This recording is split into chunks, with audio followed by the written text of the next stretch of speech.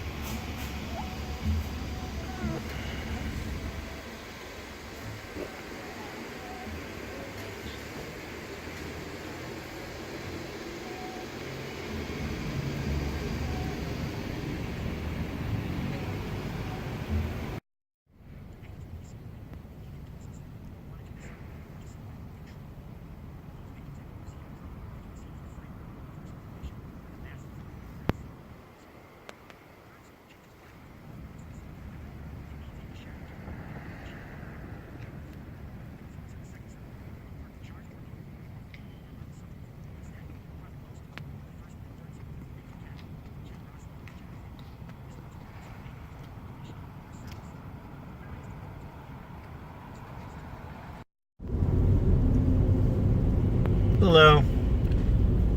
Basically, I'm probably about 15 minutes from the house, and it's snowing now, which is pretty cool.